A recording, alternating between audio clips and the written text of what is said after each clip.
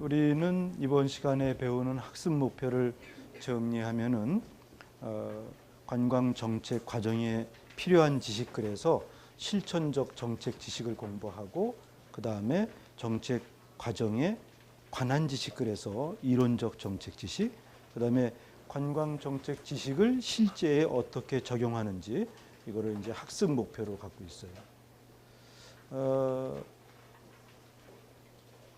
관광 정책학은 정책학에서는 연합학문의 성격을 띠고 있고, 우리 관광학에서는 분과학문의 성격을 띠고 있다. 그래서 관광학을 우리 공부하는 우리들은 관광 정책학은 관광학의 분과학문의 위치에서 공부를 한다. 이제 우리가 이번 학기에 가장 중심 주제로 다루게 되는 것은 역시 정책, 즉 관광 정책의 개념인데, 정책의 개념은 우리가 쉽게 얘기하면 사회 문제 해결을 위하여 정부가 선택한 행동, 이렇게 정의를 해요. 물론 정책에 대해서는 매우 많은 정의들이 있어. 그 속성에 따라서, 즉 어떤 관점으로 바라보고 구성 요소를 무엇으로 하느냐에 따라서 굉장히 많은 정의들이 필요한데, 이것들을 이제 압축해서 이번 수업에서 여러분들하고 나오고는 정책을 세 가지 속성으로 이렇게 정리를 해요. 첫 번째, 정책은 목표성을 가지고 있다. 목표성이라는 것은 사회 문제 해결을 하기 위한 목표를 지니고 있는 것을 우리가 정책이라고 한다. 또 정책은 실제적인 행동이다. 그냥 하기로 했다가 아니라 실제로 하는 실제성을 갖고 있다. 그래서 우리가 행동이란 용어를 쓰고 있는데, 이때 행동은 심리학에서 얘기하는 행동의 비헤이비어가 아니라 일상 용어 중에 하나인 행동, 즉 액션이라는 의미를 지니고 있어요. 그래서 액션을 갖고 있다. 그 다음에 공공성, 정부가 선택한, 이렇게 돼 있어요. 먼저 목표성을 먼저 보면서 사회 문제 해결이라는 얘기를 이렇게 하고 있는데, 사회 문제가 과연 뭘까? 사회 문제가 과연 뭘까? 사회는 어떤 문제를 지니고 있을까? 여기에는 굉장히 많은 또 관점들이 있어. 근데 그 중에서도 공통분모적인 것을 거집어내면은, 우리가 지금 사회과학대학에 있기 때문에 우리는 당연히 사회 문제를 연구를 해요. 하지만 사회라는 단어는 그렇게 쉽지가 않은 단어야.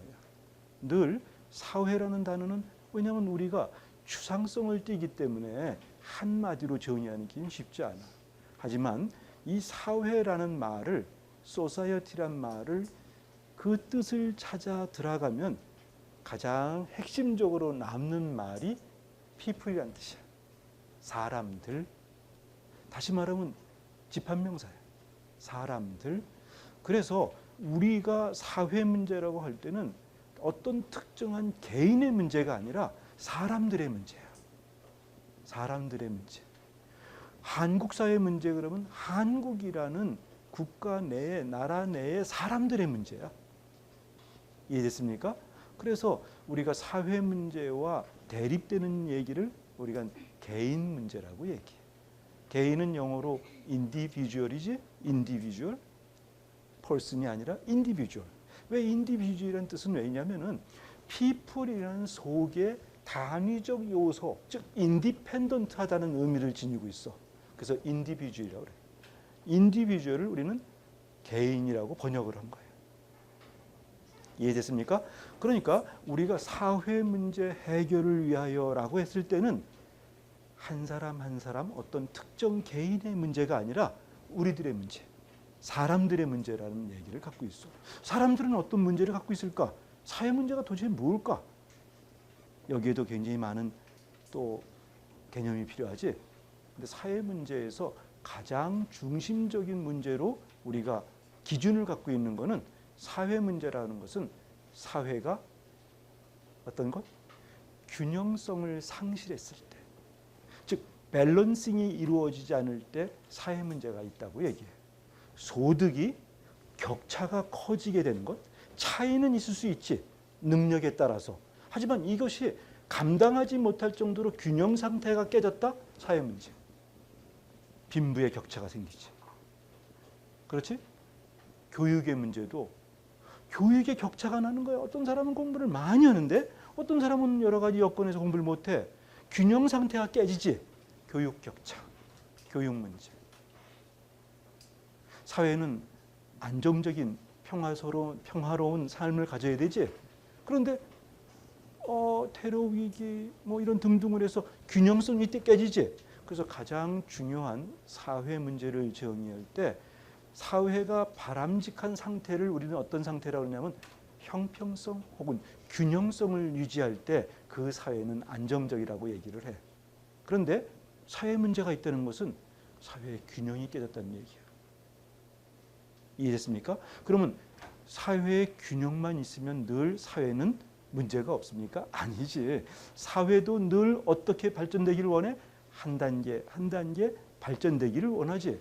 발전되고 있고 또 그 발전을 또 지향하고 있잖아. 하지만 그 발전 가운데서도 균형적인 발전.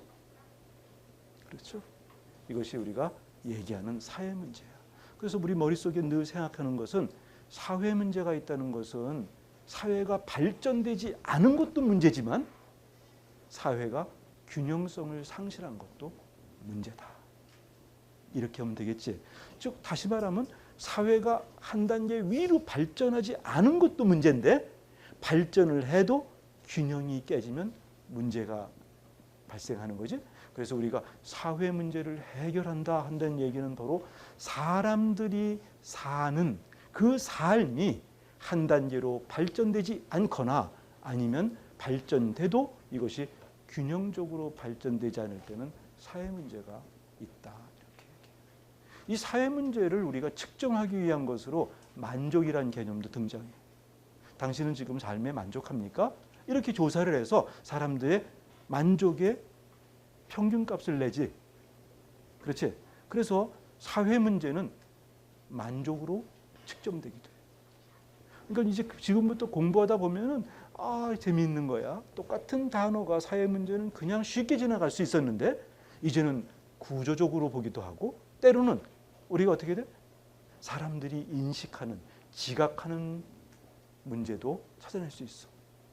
그래서 한국인은 얼마나 여행적 삶에 만족합니까? 사회 만족, 그렇지? 만족하지 않다면 올려야지. 근데 만족은 하는 사람이 있는데 만족하지 못하는 사람하고 격차가 크다면 그것도 문제지. 이런 것들을 찾아가는 것을 우리가 사회 문제 해결을 위하여 이렇게 얘기하고 있어. 그런데 이 사회 문제를 해결할 때 공공성이라는 것을 굉장히 중시하거든.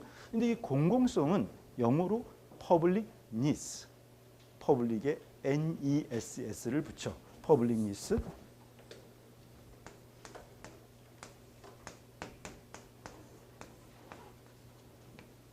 공공성. 이때 public이라는 의미가 굉장히 중요하지. public은 영어로는 public 하나인데 번역을 여러 가지 해서 우리는 의미를 부여하고 있어. 그래서 번역어 때문에 사실은 때로는 혼란을 가져오기도 하는데 이때 공공이라는 얘기는 퍼블릭을 의미한다. 또 퍼블릭을 다르게 또 번역할 때는 공중이라고 번역돼. 공중 그러면 사람을 말해. 그래서 퍼블릭과 똑같은 유사 의미를 지닌 말은 뭐다? 영어로? 아까 얘기했는데 people.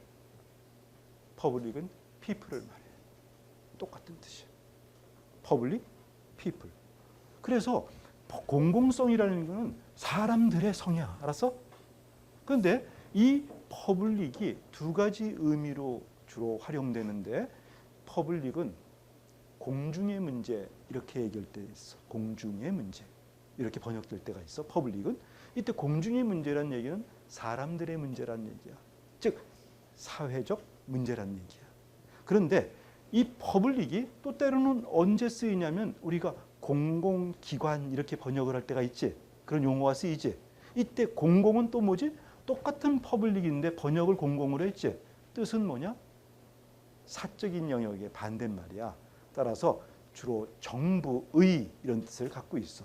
여기서 말했던 공공성은 그래서 정부가 선택한 이렇게 얘기해. 이걸 다 묶어내면은 사회 문제 해결을 위하여 정부가 선택한 행동이다. 행동은 실제로 우리가 생각만 하는 것이 아니라 액션을 취한 행위적인 것을 의미한다. 이해됐습니까? 세 가지가 굉장히 중요한 속성이 되는 거죠. 사회 문제 해결, 그 다음에 정부가 선택한, 그 다음에 행동이다.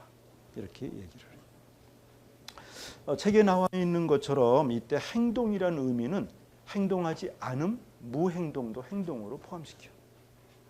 정부가 이번에 중국인 관광객을 더 유치하기로 어떤 마케팅 정책을 세웠다. 그런데 이번에 정부는 이거에 대해서 특별한 조치를 취하지 않고 있다. 아는 것도 선택이야. 그래서 액션, 인액션이라고 해서 정부는 정책을 취한 것도 행동한 것도 정책이고 하지 않기로 한 것도 행동이야. 액션 혹은 인액션이라고 그래서 이렇게 얘기를 하는 거예요. 이렇게 얘기를 할 때 그러면은 우리 관광 정책으로 이렇게 발전되게 되는데 관광 정책은 정책의 이러한 일반적인 정의의 개념에 하나의 영역이 포함되면서 특징을 갖게 돼. 그 영역은 바로 여기 우리가 하는 것처럼 관광이라는 사회 영역을 의미하는 거예요. 우리가 지난 시간에 배운 것처럼 관광은 관광학을 공부하는 우리들에게는 일상 용어에서 쓰이는 관광과 달리 우리는 투어리즘의 번역어로서 사회적 관계로 이해하고 있지. 사회적 관계. 사회적 관계 혹은 사회 현상으로 이해를 하고 있잖아. 이걸 다시 한번 정리해 보면은 우리가 사회 영역으로서의 정책 영역 속성으로서의 관광을 얘기했는데 우리가 사회과학을 할 때 늘 주의해야 될 것은 한 용어가 하나의 용어가 쓰여질 때 층위가 있다, 차원이 있다는 걸 늘 명심하고 있어야 돼. 그렇지 않으면 굉장히 많은 혼돈을 갖게 되는데 한번 예를 한번 들어볼게.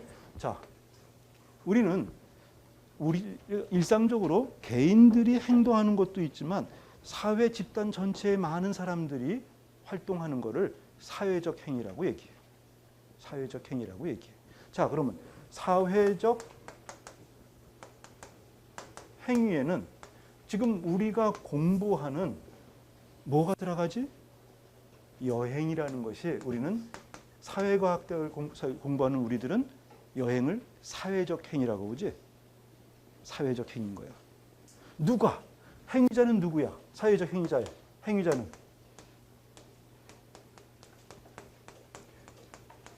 누구지? 우리는 관광자라고 얘기를 했지. 이것을 다른 층위의 다른 분야의 영역을 우리가 보면은 경제 활동에서 소비자들이 하는 활동을 뭐라고 그러지? 우리는 소비라고 그러지.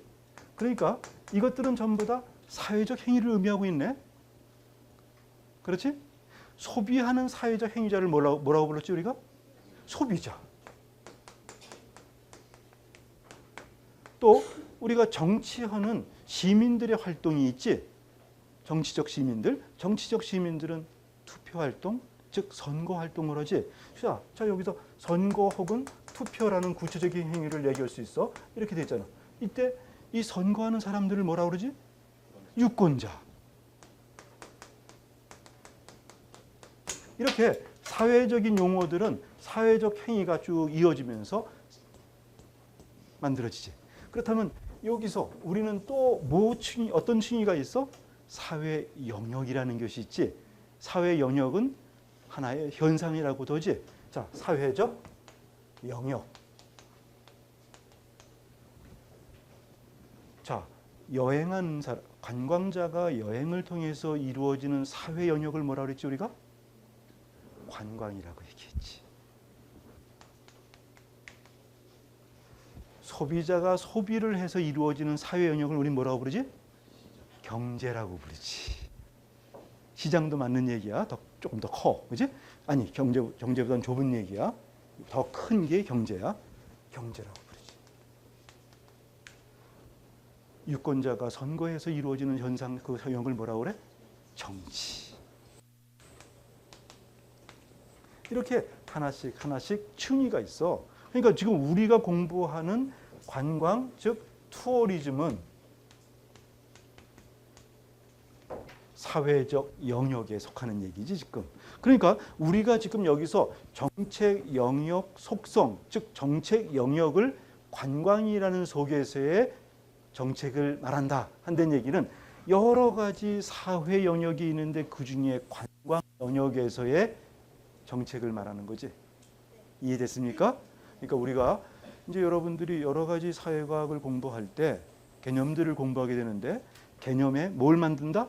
항상 층위, 레이어를 만든다. 다른 말로 하면 디멘션을 만든다. 디멘션을 만들지 않으면 개념적 혼란을 겪겠지. 이해됐습니까? 이렇게 정의하는 거예요. Say yes. 따라하지도 않네. 따라서 관광 정책 정의를 보면은 관광 문제 해결을 위해서 사회 문제에서 관광 문제로 했다는 얘기는 사회 문제의 하나의 영역이 관광이라는 거지. 따라서 관광이란 말 속에는 이미 뭐가 들어가 있다? 사회란 말이 들어가 있지. 관광 문제 해결을 위하여 정부가 선택한 행동. 거기에는 목표성, 실제성, 공공성이 다 포함된 것들이지. 이해됐습니까? 이것을 우리는 정책이라고 얘기하고 관광이라는 영역 속의 정책을 우리가 관광 정책이라고 불러요.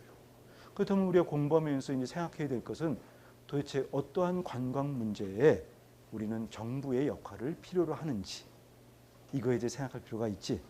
물론 여기서 한 가지 넘어가기 전에 짚어야 될 것은 정부가 선택한 행동이라고 했는데 이때 정부가 선택한 행동의 정부의 의미를 공공성을 표현하는 것이라고 얘기를 했는데 최근 정책은 정부만이 선택하지 않고 각종 민간 정책 행위자들의 참여에 의해서 이루어져요.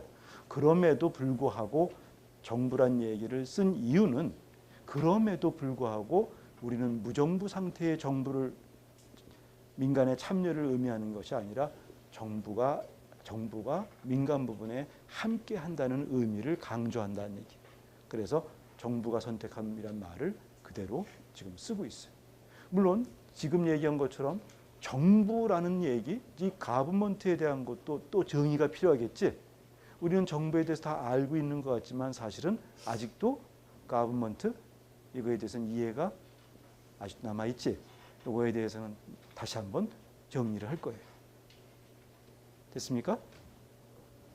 자, 여기서 다음으로 넘어가면은 그렇다면은 관광 정책을 관광 문제 해결을 위하여 정부가 선택한 행동으로 정의를 했는데 그렇다면은 이 정책은 어떤 다른 영역과 차이가 있나? 그 영역 차이를 보면은 우선 관광 정책은 이런 경제나 정치처럼 하나의 영역임에도 독립적인 개별적인 이렇게 배타성이 있는 영역임에도 불구하고 관광 문제는 사실은 그 범위 내에서는 종합성을 띠고 있어. 관광 문제는 경제 문제도 포함하고 복지 문제도 포함하고 환경 문제도 포함하고 문화 문제도 포함하고 국제 관계 문제도 포함해. 그래서 관광이라는 영역을 우리가 뭐라고 얘기를 하냐면은 하나의 특정 영역임에도 불구하고 굉장히 다면적이다. 이렇게 얘기해서 종합정책이라고 얘기를 해요. 그래서 정책이 중요한 이유 중에 관광 정책이 독특한 것 중에 하나는 예를 들어서 복지 정책 그러면 복지만을 담당하잖아. 경제 정책 그러면 경제만을 담당하지. 그래서 경제는 우리보다 더 큰 영역처럼 보이는데도 불구하고 실제로 관광은 그 속에서 다면성을 띠고 있어서 종합정책의 특징을 지니고 있어요. 그래서 관광 정책을 공부하면은 정부의 역할은 상당히 종합적이다 이렇게 얘기를 해요. 이런 것 때문에 우리가 지금 현재 한국에서는 문화체육관광부 속에 관광이 있지? 때로는 이런 하우징 어느 조직에 들어가 있냐 때문에 관광이 제한되는 경우가 있어. 관광정책은 종합정책이라고 했지. 그런데 문화체육관광부에 속하다 보니까 자꾸만 관광을 문화 속으로 자꾸만 집어넣는 경향이 있어. 그러다 보니까 어떻게 돼? 관광에 너무 문화정책적인 측면만 강조되는 경향이 있지. 그래서 요즘 정책을 보면은 한국의 정책들은 대부분이 무슨 뭐 여행 주간, 뭐 내 나라 찾기 이런 식으로 자꾸만 문화 쪽으로 끌고 가는 경향들이 있어. 그거 잘못됐다는 건 아니야. 하지만 편향되면 안 되지. 그래서 우리에게 더 필요한 자원 개발이라든지 관광 개발 정책, 또 때로는 관광 산업 정책 이런 것들이 상대적으로 취약할 수 있어. 그런 이유에서 미국이나 아니면 또 호주나 이런 나라들은 우리로 따지면은 상공부, 산업자원부 이런 상공계통의 관광 정책이 들어가 있는 경우가 있어. 또 그런 데는 문제점이 뭐냐면 너무 지나치게 산업 정책만 강조하다 보니까 문화 정책이 조금 소홀할 수 있지. 그래서 관광학을 혹은 관광 정책을 공부하는 우리들은 독립부서가 필요하다라고 얘기를 해. 이제 21세기에 대해서 이렇게 많은 세계인들이 여행을 하고 또 이것이 관광 산업을 만들고 또 이것이 관광 문화를 만드는데 이제는 독립부서가 필요한 것은 아니냐. 마치 농림부처럼 관광부가 필요하다는 얘기들을 이게 자꾸만 하고 있는 거예요. 알았습니까? 그렇지 않으면 자꾸만 균형이 깨지는 거야. 문화부에 있으니까 문화관광을 너무 강조하고 또 상공부에 있는 데서는 너무 산업정책만 강조하고 균형이 깨질 수가 있다는 거예요. 이해됐습니까? 그 다음에 관광 정책의 특징 중에 하나는 일반 정책과 달리 관광 정책은 관광이라는 특정 영역만을 대상으로 하는 정책으로서 자칫 부차적 정책이 될 수 있다. 우선 정책이 아니라 다른 정책의 후순위 정책이 될 가능성이 크다는 의미가 돼요. 그 이유는 우리가 관광 그러면 대한민국 아니면 중국 다 전체에 해당된 것이 아니라 때로는 특정 관광 지역에만 해당되거나 아니면 여행을 하는 관광자에만 해당되는 정책이 만들어지는 경우가 많기 때문에 때로는 일반 기초정책의 후순위에 놓일 가능성이 크다는 거예요. 다시 말하면 경제 분야도 경제정책이 먼저 우선시되고 그 다음에 후속정책으로 관광산업진흥정책이 나올 수 있다는 거예요. 지금.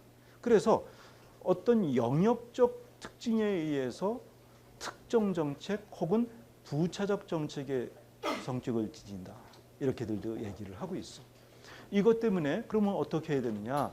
그래서 관광정책을 공부하거나 관광산업에 종사하는 사람들은 이것들이 특정 영역에도 불구하고 중요하다는 사회적 인식을 제고해서 부차적 정책이 아니라 우선적 정책으로 이끌 수 있도록 노력들을 하는 거예요. 그래서 우리가 주로 관광 주간 행사 같은 걸 많이 하는데 한국은 관광 주간 행사를 하다가 이번에 여행 주간으로 이름을 바꿨거든.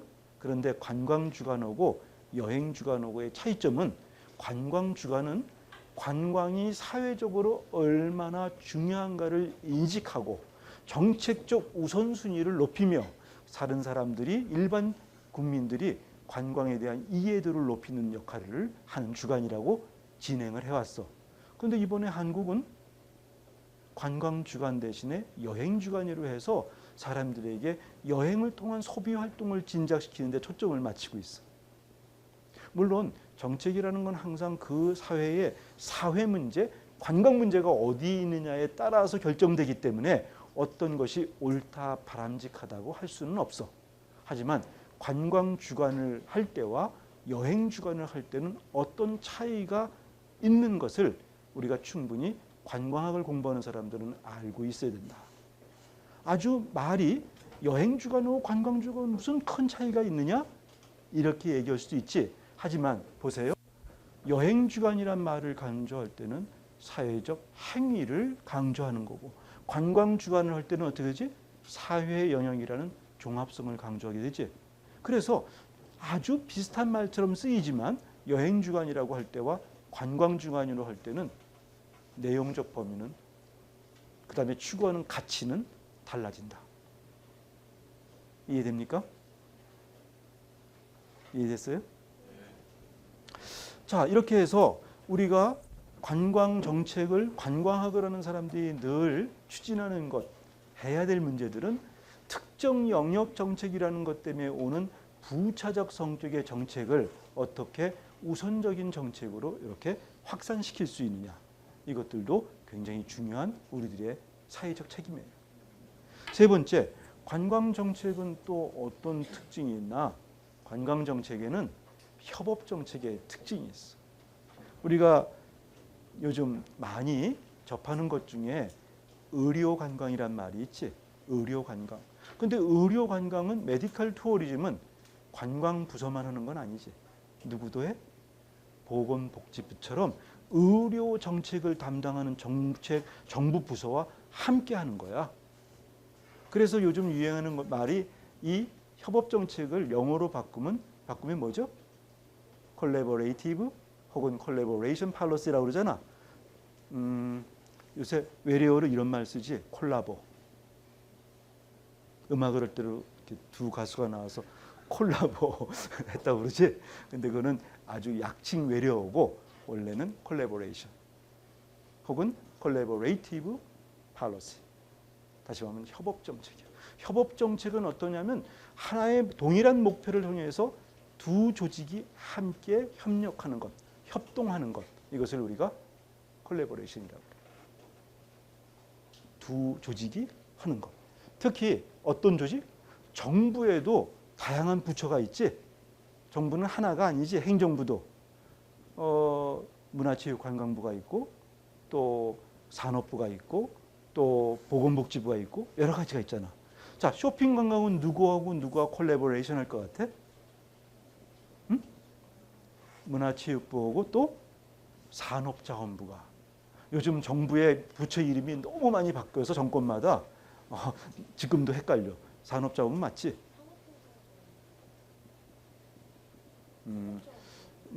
그러니까 정확하지 않으면 얘기하지 마. 나도 헷갈려. 근데 어찌됐든 이제 상공 업무를 담당하는 부서지, 그지? 상공 업무를 담당하는 부서가 이렇게 같이 협력한 게 쇼핑 관광. 쇼핑 관광. 우리 문화체육관광부의 정책이 어떤 일을 하고 있는가 하는 것을 알아볼 때 가장 쉽게 하는 건 뭐라 그랬지? 문화체육관광부의 홈페이지 들어가면 어딜 보라 그랬지? 지난 학기에 했었는데 과제도 했었는데 보도 자료를 들어가라 그랬지? 보도 자료에 들어가면 나와 있어. 근데 이번에는 문화체육관광부가 쇼핑 관광에 대한 이름을 좀 바꿨어. 그래서 페스타란 말을 쓰더라고. 페스타? 이름을 잠깐 바꾸니까 이게 이젠 막 혼란스러울 정도야. 너무 바꾸면 안 돼. 그래서. 근데 이번에 이제 쇼핑 관광 정책을 하고 있는데 이 쇼핑 관광 정책은 바로 상공부와 상공 담당을 하고 있는 부서와 문화관광부서가 함께 하고 있는 거예요. 농업관광이란 말도 쓰이고 있지. 농업관광은 어디? 농림부와 문화체육관광부가 함께하는 것. 이렇게 해서 최근 관광정책은 정부의 두 조직 이상이 콜래보레이션하는 협업하는 정책으로 확산되고 있어. 협업정책의 특징이에요.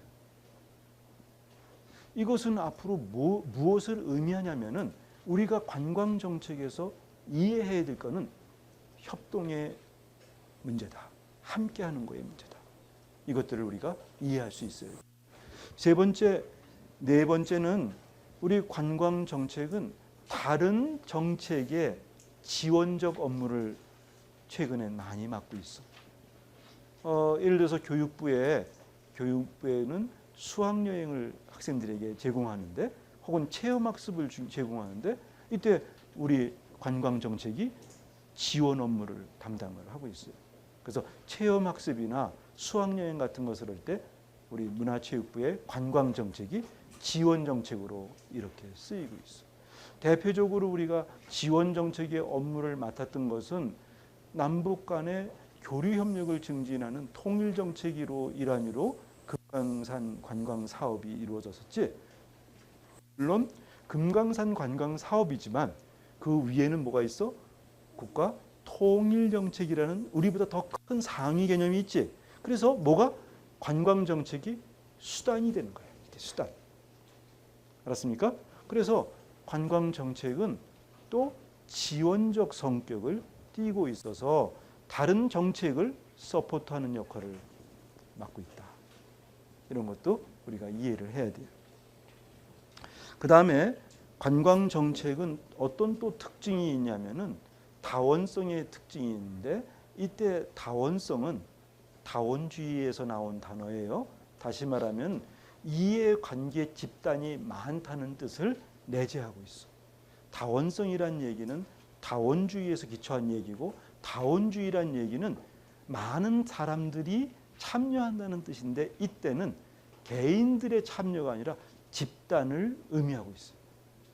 그래서 다원성이란 얘기는 달리 말하면은 관광 정책에는 어떤 사람들, 이해관계 집단이 다양하다.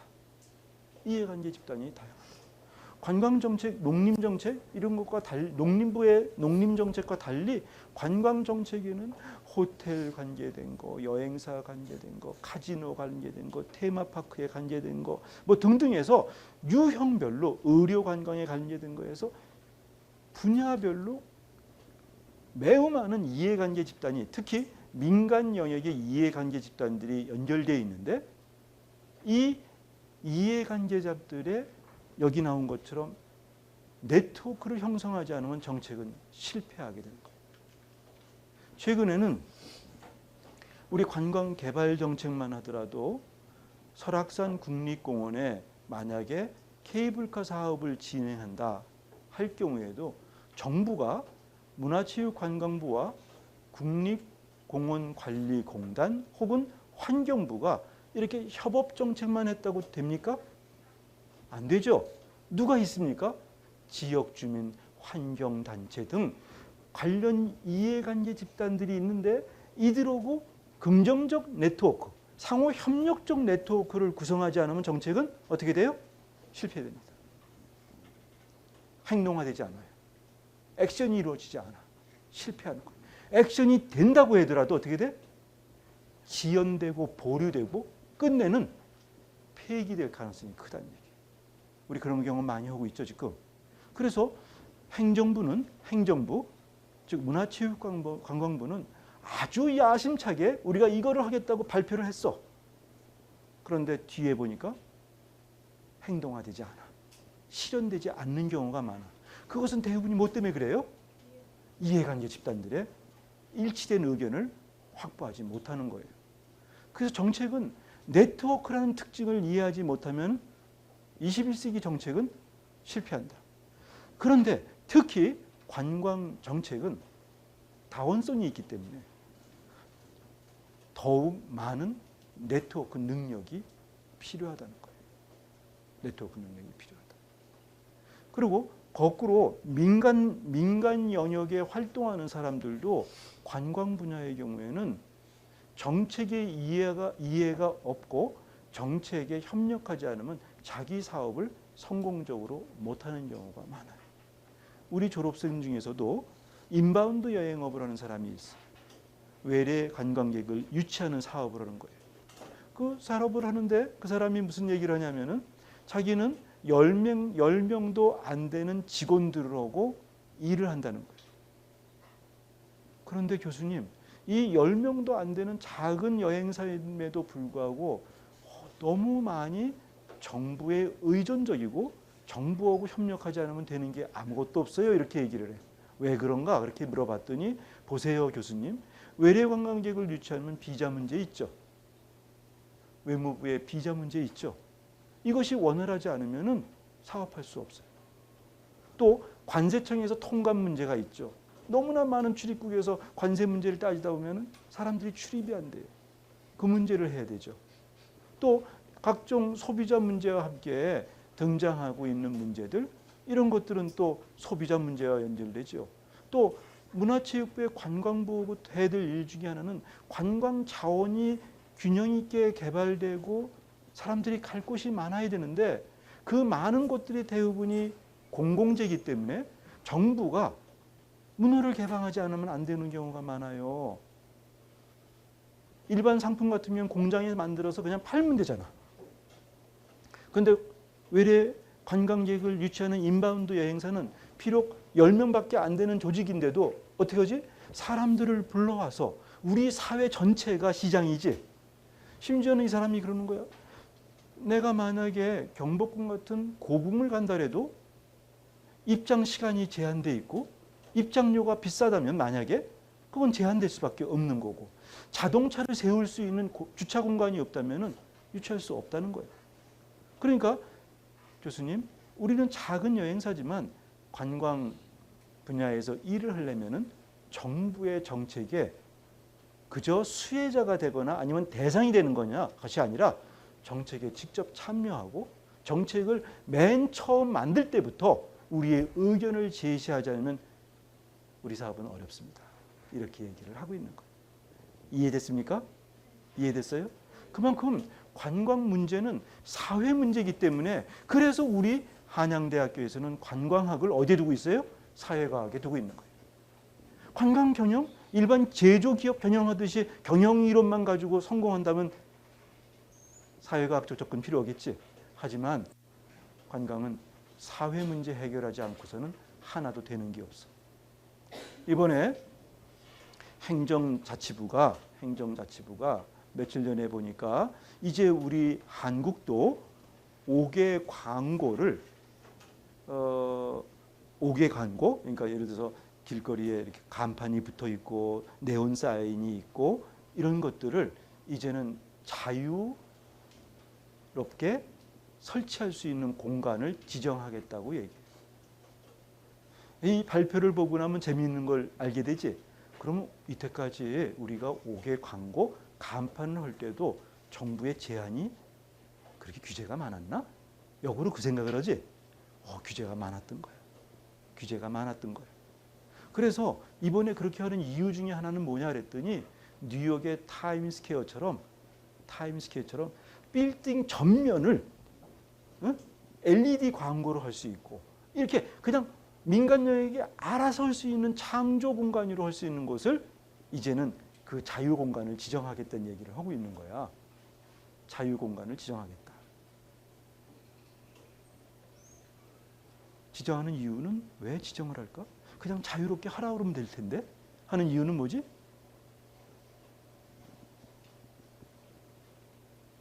야간에 조명이 있고 그러면 우리 빛공해 같은 것들이 있지. 그렇지? 이런 것 때문에 이것을 항상 규제를 하고 있는 거였는데 이제는 확산한다는 거야. 이제 그러니까 실제로 이렇게 야간에 조명을 집어넣는 광고 활동, 5개 광고 활동도 정부의 규제가 있고 정부의 규제를 풀어달라는 것이 이제 네트워크 정책으로 해결되고 이러면서 만들어 나가는 거예요. 만약에 여러분 중에 뉴욕을 여행하고 왔는데 뉴욕에는 이렇게 타임스퀘어처럼 이렇게 멋진 디스플레이 공간이 형성되어 있는데 왜 한국에는 없지? 그러고 생각을 했다면 한국에 없던 이유는 한국은 그것에 대한 강력한 규제로 할 수가 없었던 거지. 이제 여러분들은 아마추어 단계를 넘어서서 이제 사회과학대학에서 관광을 공부하고 그중에서 관광 정책을 공부한다면 이렇게 생각하면 돼. 이것이 왜 제대로 안 됐을까? 그렇다면 여기에는 정부의 규제가 있었을 것이다. 규제가 전부 나쁜 건 아니야. 하지만 때로는 규제를 풀고 또 새로운 자유 공간을 놓아야 돼. 하지만 자유가 지나치면 어떻게 돼? 공해가 될 수 있지. 다른 사람에게 해를 입히게 되는 거야. 그래서 정부는 항상 어떻게 돼? 균형성을 유지하는 중간자 역할을 한다는 거지. 상상해 보세요. 관광학적 상상력으로 생각해 봐. 만약에 우리 왕십리가 우리 학교 앞이 뉴욕의 타임스퀘어처럼 불빛 조명으로 멋진 그러한 디스플레이 공간이 만들어지면 좋은 점도 있겠지. 하지만 여기서 나쁜 것도 있겠지. 이것 때문에 많은 사람들이 주거 지역에 있는 사람은 지장을 받게 되잖아. 그지? 빚공해가 있잖아. 빚공해. 이런 등등을 해서 사회 문제는 모든 것이 전부 빛과 그림자가 있는 거예요. 좋은 쪽이 있으면 나쁜 쪽이 있고 긍정적인 측면이 있으면 부정적인 측면이니까 이것을 중간자 역할을 얼마나 잘 하느냐가 관광정책에서 매우 중요하고 이것을 가장 세련되게 한다면 정책 품질이 높다고 얘기를 해요. 정책 품질이 낮을 경우는 어떠냐? 시끄럽기만 하고 되는 건 아무것도 없는 거. 생각을 해봐. 교통이 막혔어. 교통이 막히니까 신호등만 가지고 안 되고 막 엉키기 시작해. 누가 필요하지? 교통경찰이 필요하지. 교통경찰이 들어가서 막 정리를 하는데 처음엔 잘 풀리는 것 같지만 좀 있으니까 더 안 풀려. 왜냐하면 교통경찰이 그 모든 교통량의 총량적인 거를 다 이해하지 못하는 경우에는 오히려 처음에는 해결하는 것 같지만 나중엔 더 얽히는 경우도 있거든. 이래서 중간자 역할은 때로는 너무 지나치게 하지면 안 되고 또 너무 이것을 관용을 베풀다 보면 무질서가 탄생되고 중간자 역할이 굉장히 중요하다는 것. 이해됐습니까? 이러한 관광 정책의 특징이 있다는 것을 우리가 알 수 있어요. 그러면 지금 우리가 다시 한번 해야 될 거는 자, 관광 정책은 관광 문제 해결을 위한 정부의 선택이라고 정의했고 그 정책은 일반 정책과는 달리 5가지의 특징인 것도 얘기를 했어. 근데 지금 얘기는 또 아직도 안 한 건 있지. 도대체 정책, 관광 문제를 해결하기 위한 정부의 행동, 그 행동에 뭐가 포함된 거야 도대체? 정의해 봐야겠지? 그 행동에 포함된 걸 우리가 책의 58쪽에 보면은 크게 3가지 구성 요소로 정리하고 있어요. 첫 번째, 정책 목표. 두 번째, 정책 수단. 세 번째, 정책 대상. 이렇게 얘기를 해요. 관광 문제 해결을 위하여라고 이미 얘기를 했는데 정책은 정책 목표가 가장 중요한 거예요. 어떤 목표로 정책을 우리가 세울 것인가. 그래서 정책 목표는 이렇게 정리를 해요. 정책을 통해 달성하고자 하는 바람직한 상태. 바람직한 상태는 다시 또 그 속에 뭐가 들어가 있어? 한 단계 발전된 상태. 그러면서 무슨 상태? 균형된 상태. 한 단계 발전된 상태, 그지? 그러면서 균형된 상태. 그걸 다시 또 개인에게 물어본다면 만족한 상태. 사람들이 만족하는 상태. 보는 관점에 따라 다 다르지, 그지? 사람들의 관점으로 보게 된다면 만족하는 수준이 높은 것이 사회 문제가 적은 거고 또 이것이 분배의 관점에서 볼 때는 균형적인 상태에 있는 것이 좋은 거고 성장의 관점에서 보면 뭐지? 한 단계 업그레이드된 거. 한 단계 업그레이드된 거. 그러니까 성장적 관점에서는 업그레이드된 것이 문제가 풀린 거다. 분배적 관점에서 볼 때 뭐지? 균형이 있어야 된다. 사람들의 지각, 사람들의 관점에서 볼 때 뭐지? 만족해야 된다. 거꾸로 사회에 문제가 있는 건 뭐지? 사람들이 불만족을 느끼는 거고 불균형 상태가 있는 거고 발전되지 않은 상태가 있는 것, 사회 문제가 있는 것, 관광 문제가 있는 것. 이해됐습니까? 따라하세요. 아, 재밌다. 재미있나요? 이렇게 해서 바람직한 상태라는 얘기, 디자이러블한 상태라는 얘기는 그 정도가 한 단계 위로 올리든 균형 상태로 가든 아니면 만족을 제공하든 그 상태. 누가 바라는 것? 사회가 바라는 것. 그래서 누가 통해서? 정책을 통해서 해결되기 위한 것. 우리는 이렇게 얘기해요. 관광객을 더 많이 유치해서 관광산업 성장시키자. 그러면 어떻게 되죠? 우리가 더 높은 수치를, 목표 수치를 정해야겠지. 관광객 2천만 명 목표. 앞으로 외래 관광객을 2천만 명 오게 해야겠다 할 수 있죠.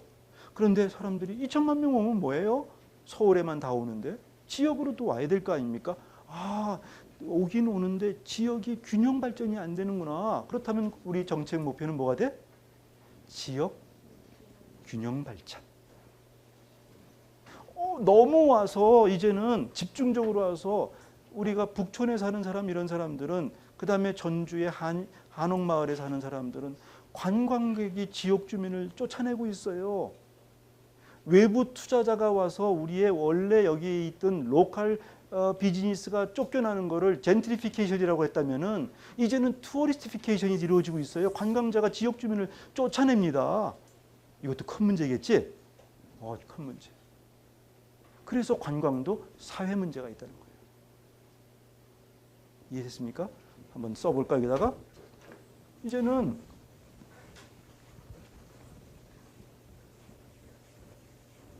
우리가 홍대 입구에 보니까 홍대가 발전하다 보니까 관광객들이나 방문자가 늘어나고 관광객과 방문자가 늘어나다 보니까 어떻게 돼? 홍대에 대형 시설들이 들어오기 시작하지. 그리고 글로벌 브랜드, 즉 세계인들이 다 이해하는 브랜드가 막 들어오는 거야. 그렇죠? 커피숍 같은 것도 막 글로벌 브랜드가 들어오는 거야. 그래서 원래 있던 로컬 주민들, 지역 주민들을 아웃시키고 누가 들어가? 신사 같은 사람들이 들어간다. 젠틀맨이 들어간다 해서 우리가 뭐라 그래? 젠트리피케이션이라고 그러지?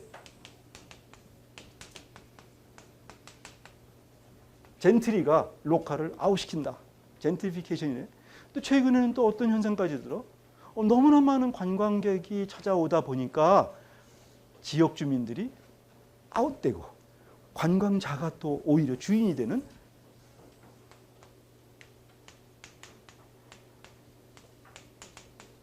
투어리스티피케이션까지 등장을 하고 있다. 그럴 수 있겠죠. 이런 문제들이 등장을 하는 거예요. 그래서 어떤 게 바람직한 상태인가, 디자이러블한 상태인가, 이거에 대해서는 이제 정부의 선택이 굉장히 중요한데, 이 목표가 사실은 정부가 선택한 것이라고 하지만 아까 우리가 네트워크 정책에서 본 것처럼 이제는 여기에 이해관계자들이 합의하지 않으면 사실은 실패할 수 있어요. 그래서 우리는 사실은 한국같이 대통령 중심제의 국가에는 대통령을 어느 쪽의 사람을 뽑느냐, 보수냐, 진보야를 선택하느냐에 따라서 바람직한 상태에 대한 정의는 달라질 수 있어요. 성장주의를 지향하는 정권의 경우는 바람직한 상태가 뭘까? 관광객을 더 많이 유치하고 관광산업을 발전시키는 거겠지. 성장주의 정권의 경우. 분배주의 정권의 경우는 뭘까? 아까 얘기한 것처럼 지역균형 발전. 바람직한 상태는 달라질 수 있지. 그렇죠? 이것이 바로 정책 목표가 돼요. 그래서 어디에 목표를 세우느냐가 너무 중요한 과제예요. 그래서 우리는 지금 정책이 발표될 때 발표됐구나 하고 이렇게 구경꾼의 자세로 보는 것이 아니라 관광학을 공부하고 관광 정책을 공부하는 사람들은 그것에 예민하고 민감한 반응을 갖고 있어야 돼요. 만약에 지나치게 성장 위주로 간다면, 아니면 지나치게 배분 위주로 간다면 또 하나의 균형 상태가 깨질 수 있기 때문에. 이해됐습니까? 정책 목표는 사실은 하나만 목표가 아니라 상위 목표, 중간 목표, 하위 목표, 그래서 목표에도 계층 구조가 있다고 얘기를 해요. 그건 일상적으로도 마찬가지인데 우리가 교과서 58쪽을 같이 볼 것 같으면은 여기에 정책 목표에 대해서 쭉 나와 있어. 예를 들어서 그림 2-3에 나온 것처럼 페이지 60페이지를 볼 것 같으면은 만약에 우리가 동부가 관광 허브 국가를 구축하는 걸 상위 목표로 한다면은 이것을 달성하기 위해서 우리는 관광 브랜드를 업그레이드 시키고 그다음에 관광 콘텐츠를 개발한다 등등의 하위 목표를 중간 목표를 세울 수 있지. 또 그 목표에 또 하위 목표가 있을 수 있지. 이렇게 목표가 정해지는 것. 그래서 관광 우리가 정책 목표는 하나만이 아니라 목표도 계층적 구조가 있다는 것. 이것은 여러분들이 조그마한 과제에서 팀 프로젝트를 할 때도 목표, 목적 세울 때 마찬가지죠. 우리가 상위 목표 세우고 중간 목표 세우고 하위 목표 세우면서 프로그램들을 만들게 되지. 이것들이 전부 다 우리는 목표의 계층 구조다 이렇게 얘기를 하게 돼요. 여기에 정책 목표 수단 계층 구조라고 했는데 이거는 조금 이따가 수단 먼저 설명하고 해줄게. 자, 정책의 목표가 바람직한 상태가 무엇이라는 것이 결정됐다면 그 다음에는 그것을 달성할 수 있는 도구가 필요하지. 도구. 어떻게 우리가 동부가 허브국가가 될 거야? 수단이 필요하지. 수단. 여기 바로 여기 나와 있는 것들이. 이걸 팔로스 민스라고 그러는데 이 팔로스 민스는 어떤 뜻을 갖고 있어요? 도구의 뜻을 갖고 있는 거야. 해나가는 방법의 뜻을 갖고 있는 거야. 크게 정책 수단은 두 가지로 구분돼요. 첫 번째, 실질적 정책 수단, 두 번째, 실행적 정책 수단. 이게 두 가지로 나누어지게 돼요. 첫 번째, 실질적 정책 수단을 보면은 어떤 것들인가? 그거는 우리가 책에 60페이지에 나온 것처럼 동부가 관광 허브 국가가 되려면은 중위 목표로 관광 브랜드를 업그레이드 시키고 관광 콘텐츠를 개발한다고 얘기했죠. 바로 이것들. 이 중간 목표는 사실은 뭐지? 상위 목표를 달성하기 위한 수단이 되는 거지. 이렇게 내용적 수단을 우리가 실질적 수단이라고 얘기를 해요. 그래서 실제로 상위 목표와 중간 목표, 중간 목표에 있는 하위 목표는 같은 목표라는 이름을 갖고 있긴 하지만 뭐지? 수목관계지. 수단과 목표 관계지. 수목관계. 따라하세요. 수목관계. 수목관계. 그래서 우리는 목표, 수단, 계층 구조라고 이렇게 얘기를 해요. 여러분들이 이 공부를 하다가도 만약에 다른 프로젝트를 할 때 우리의 지금 수단이 빠졌네. 목표는 좋은데 어떻게 할 것인가가 빠졌잖아. 그러면 전문 용어로 써서 수목관계가 지금 흔들리고 있잖아. 이렇게 얘기하면 어때요? 좀 세련돼 보이죠? 길게 얘기할 걸 어떻게 돼? 압축해서 얘기하죠. 감동도 안 한다. 이렇게 해와야 돼. 공부한다는 얘기는 우리가 생각이 복잡한 것을 압축해서 설명할 수 있을 때 우리는 커뮤니케이션이 효율적으로 이루어지는 것이지. 이렇게 해서 이루어지는 것을 우리가 실질적 정책 수단이라고 얘기를 해요. 유사하게 보이지만 다른 것이 있는데 그건 실행적 정책 수단이에요. 아마 실행적 정책 수단이 여러분에게는 가장 익숙한 것일 거예요. 그건 뭐냐면은 실질적인 정책 수단을 실행시키기 위한 도구로서 우리가 코리아 그랜드 세일을 하려고 그러면 그랜드 세일을 추진할 수 있는 조직 필요하지. 그래서 한국 방문회라는 데가 생겼거든. 한국 방문위원회라는 게 그런 조직 필요하지. 조직을 구성해야지. 그러니까 무슨 일을 하려면 항상 조직이 필요하지. 이번에 우리 국태술래 같이 하자. 근데 누가 책임지고 하지? 그럼 우리 조직을 만들어야지. 조직이 필요하지. 근데 조직만 필요해? 그 조직이 일할 수 있는 뭐가 필요해? 봐봐. 뭐가 필요해? 권위가 필요하지. authority. authority는 권위는 달리 번역하면은 권한이란 말로 번역돼. 그래서 우리 한국어로 전문 용어를 공부할 때는 항상 원어를 보고 이것이 똑같은 말인데 번역을 이렇게 했구나라는 걸 알아야지. 권한과 권위는 다릅니다 하고 막 목청껏 싸우다가 가만히 보니까 원어는 authority 똑같아. 허망하지. 그런 경우가 있어. 그래서 권한과 권위는 번역에 따라서 우리가 그 필요한 뉘앙스에 따라 쓰고 있는데 원어는 authority를 번역한 말들이야. 권한? 또 권한하고 비슷한 말이 뭐가 있지? 우리가 소비자, 관광 소비자 권리 배웠지? 권리란 말이 또 비슷하네. 권리나 권한이나 전부 어떤 뜻을 갖고 있어? 파워라는 힘이 내재된 단어들이야. 근데 권리는 자기 이익에 대한 힘을 우리가 권리라고 그래. 나는 소비자 보호법에 의해서, 나는 헌법에 의해서 평등권을 갖고 있어. 평등에 관한 권한을 갖고 있어. 권리를 갖고 있어. 이때 권리는 영어로 right이라는 얘기 쓰지.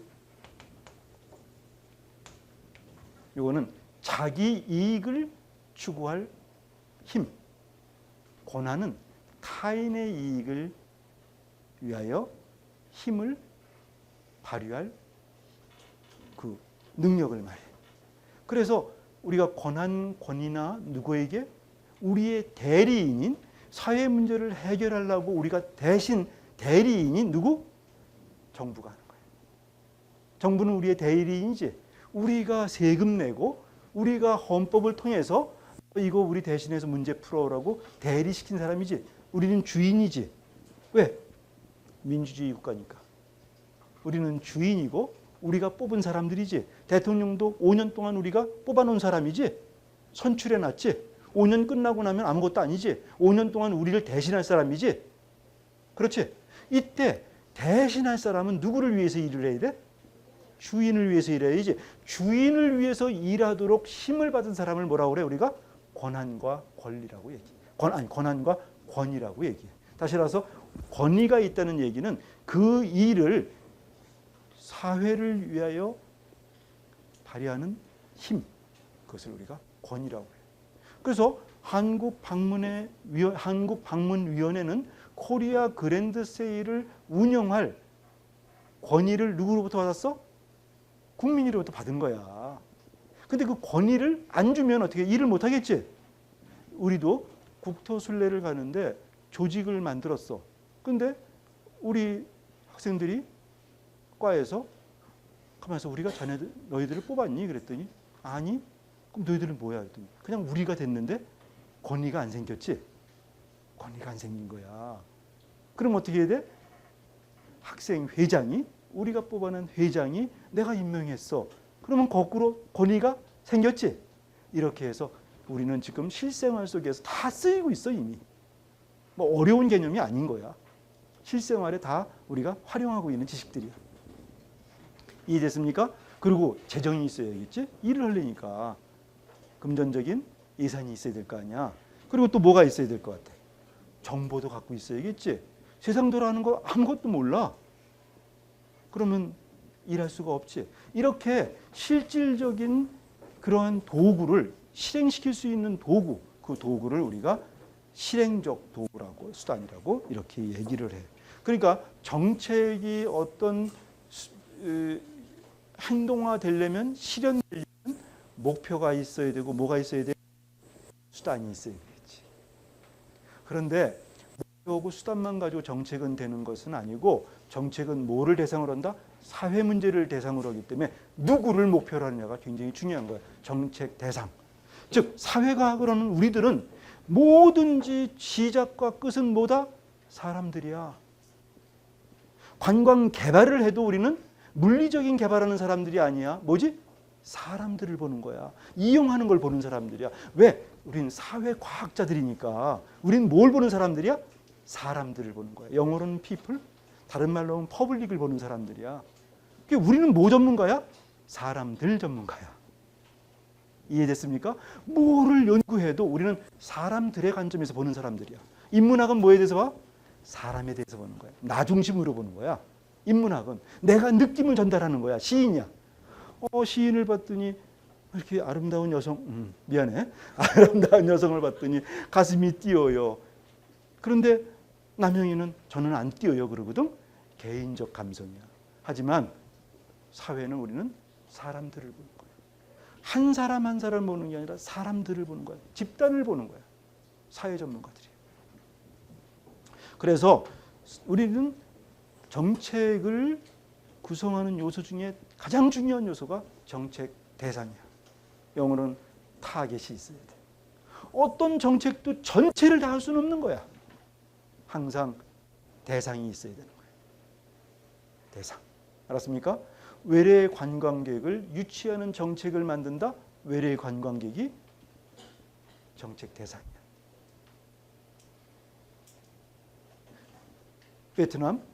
베트남에서 많은 관광객들이 지금 한국으로 오고 있거든. 그랬더니 베트남 관광객 유치 정책 그렇게 얘기했지. 그렇다면 베트남 관광객이 정책 대상인 거야. 이해됐습니까? 청소년 관광객 유치 정책 그러면 뭐가 되지? 청소년 관광객이 우리의 정책 대상이야. 우리는 사람을 대상으로 하는 거야 지금. 물론 지속 가능한 관광 정책도 우리의 정책이지. 그럼 지속 가능한 정책 만들었어. 그러면 정책 대상이 뭡니까? 그랬더니 지속 가능한 정책에서는 우리가 관광지 보전 정책이 중요하지. 하지만 관광지 보전 정책은 한다고 해서 우리는 거기에 있는 문화유산에 대한 어떤 물리적인 거라든지 아니면은 또 거기에 있는 어떤 식생과 관련된 생물학적 접근이라든지 그거 우리 능력 밖에 있지. 그럼 우리는 뭐지? 지속 가능한 관광 개발을 하더라도 우리는 누구에 대한 거? 사람들에 대한 거.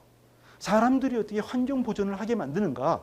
사람 지역 주민들이 어떻게 환경 보존적 개발에 동참하도록 하는가? 우리는 그런 연구하는 사람들이야. 이해했습니까? 여름방학을 지나고 나니까 너무 아름다운 장소가 한 군데 생겼어요. 어디에 생겼어요? 인문학에. 인문대학에 가니까 지하에 카페가 있어. 가봤나? 멀리서라도 봤습니까? 아직도 모르는 사람이 있다면 정말로 그런 거야. 응? 이 인문대학에 카페가 생겼어. 그런데 인문대학의 카페를 가봤어요. 차를 마셨어요. 시간은 여러분들이 계약하기 바로 직전에. 왜? 여러분들이 오면은 앉을 자리가 없을 거니까 갔어. 그래서 사람들이 없는데 교수님이 이렇게 같이 본 거예요. 그랬더니 그 조금 높이가 있다고 서울의 야경이 다 보이는 거지. 남산이 쫙 보이고 그다음에 밤은 유혹이라고 얼마나 아름다운지 몰라. 그 낮에 보였던 막 자동차들도 불빛을 쫙 지나가는데 정말 아름다운 빛의 선이 이렇게 만들어지는 거야. 너무 아름다운 거야. 알았어요? 너무 아름다운 걸 만들었다. 이런 생각을 했어. 자, 우리가 이렇게 인문대학에 카페라는 공간을 만들었다. 여기에 어떤 전문적인 지식들이 동원됐을까? 첫 번째, 건축하는 사람들은 공간 디자인을 했겠지. 물리적인 디자인을 했어. 실내 디자인하는 사람들은 장식을 했겠지. 그랬더니 이렇게 봤더니 낭떠러지야. 토목공사를 했겠지. 자, 토목공사를 안전하게 하고 건축 디자인하고 실내에다가 이렇게 했어. 여기까지 보면은 만약에 카페에 우리가 개발을 했다면 카페는 물리적인 공간이지. 그러면 저 카페를 관광학적으로는 어떻게 봐야 될까? 이런 생각하잖아. 그제? 그럼 우리는 저것을 어떻게 봐야 돼? 이용자들이 얼마나 만족하는지를 봐야지. 그게 우리지. 우리는 방문자의 만족을 보는 거 아니야. 특히 누구의 만족? 인문대학생들이 아니라 사회과학 대학생들이 거기 가려면 동선은 어떤가? 그렇지? 이런 것도 봐야 될 거 아니야. 그런데 거기서 또 한 가지가 발견된 거야. 사회과학에서 공부하고 있는 우리들의 입장에서는 이렇게 보니까 이거 가치에 대한 약간 갈등이 생기는 거야. 공부하는 학습 공간에 이렇게 좋은 시설에 상업적 공간이 들어가는 것, 이게 가치적인 측면에서 안정적 가치인가? 학습 가치와 상업적 가치가 같은 공간에 있다? 틀린 건 아니겠지. 하지만 그 커피의 한 잔의 값을 보니까 상업적 가치가 높은 커피야. 보통 우리가 시중에서 만든 커피하고 거의 같은 가격이야. 그렇다면 학생들이 학교 와서도 경제적으로 여유 있는 사람하고 없는 사람하고 여기서마저도 차별이 있다면 그러면 이 학습 공간이 과연 안정적인 상태인가? 이거 어떻게 하지? 그랬더니 지난 겨울에 내가 펜실베니아 대학을 갔더니 펜실베니아 대학의 근교에는 전부 다 뭐라고 써 있냐면은 우리는 로컬 비즈니스입니다라고 써붙여 있어. 거기에는 소위 우리가 알고 있는 스타벅스나 이런 글로벌 브랜드가 한 군데도 안 들어와 있는 거야. 전부 필라델피아 지역에 사는 로컬하는 사람들이 다 붙어 있어. 근데 거기에 또 뭐라고 붙어 있냐면 메뉴판에 우리가 받는 수익은 커뮤니티 비즈니스를 위해서 이익을 공유합니다. 그리고 환경은 리사이클합니다. 그리고 여기서 먹는 재료는 전부 다 우리 지역에서 나오는 로컬 프로덕트를 사용하고 있습니다라고 붙인 거야. 사회적 가치를 내가 느끼겠더란 말이야. 그런데 가봤더니 우리 인문대학 카페에는 사회적 가치가 안 붙어 있는 거예요. 그렇다면 우리들은 고민하는 거지 이제. 그래? 너무 업그레이드해서 좋긴 좋은데 이것이 사회적 가치와의 균형이 있나? 이렇게 얘기하면 사회과학 공부하는 사람들은 너무 까칠하다고 그럴 수 있겠지. 그건 사실이야. 좀 까칠하지. 까칠하지만 오히려 뭔가 모르게 사람들이 불편하다면 그 원인을 우리가 밝힐 수 있지 않겠어? 우리는 미리. 그렇지. 그렇다면 우리는 어떤 공간을 만들 수 있었어? 누구나 다 협력할 수 있는 그러한 균형적 가치가 있는 그런 공간을 미리 만들 수 있었겠지. 이런 생각을 하게 되는 거예요. 여러분들도 관광 정책을 하고 관광학을 하면서 어떤 공간을 보면은 내 영역은 어디까지, 나는 무엇을 기여할 수 있는가 생각할 수 있겠죠. 생각할 수 있는 거. 그래서 나는 그런 꿈을 꿨어. 언젠가는 저 공간이 즉 사회적 기업들도 들어가고, 그래서 학생들은 조금 더 업그레이드된 그런 시설에서 여유로운 시간을 보내지만 그러고 난 그 가치도 공유됐으면 좋겠다. 이런 생각을 한번 해보는 거야. 이해됐습니까? 인문학 카페 얘기가 조금 길었는데 이것은 편집해서 없어질 겁니다. 이건 우리끼리만 하는 얘기예요. 정인혜 조교님 잘라주세요. 위험했어요. 그래서 정책 대상에는 항상 여기 나와 있는 것처럼 수혜 집단과 비용 부담 집단이 있어요. 수혜 집단과 비용 부담 집단이 있다는 것. 그리고 정책 대상에는 직접적인 대상이 되지만 간접적인 대상이 되는 집단도 있다는 것. 이렇게 구분하면서 우리가 끝으로 정책 공표에 대해서 얘기를 하는데, 지금까지 정책을 우리는 이렇게 얘기했지만 실질 생활 속에서 정책은 정책이란 이름으로 발표되지 않습니다. 대부분이 뭐죠? 법률, 방침, 대책, 조치, 계획, 사업 이런 이름으로 발표가 돼. 이해됐습니까?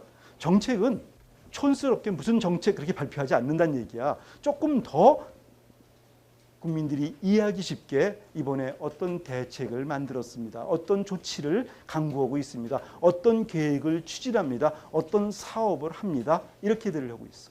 그럼 여러분들은 이 내용을 확인하기 위해서 문화체육관광부 보도 자료를 이제부터 참고하기 바랍니다. 알았죠?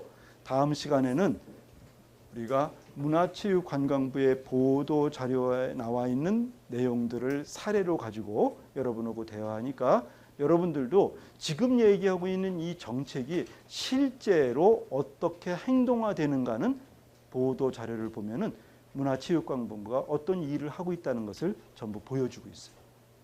이해됐습니까? 그래서 미리미리 하고 정책에 대한 여러분들의 민감도를 이번 수업에서는 좀 키우기 바랍니다. 그냥 교과서 쪽에 있는 정책이라는 것이 문헌 속에 있는 것이 아니라 실생활에 있다는 것을 여러분들이 자꾸만 체감적으로 학습하기 바랍니다. 오늘 강의는 여기서 마칩니다.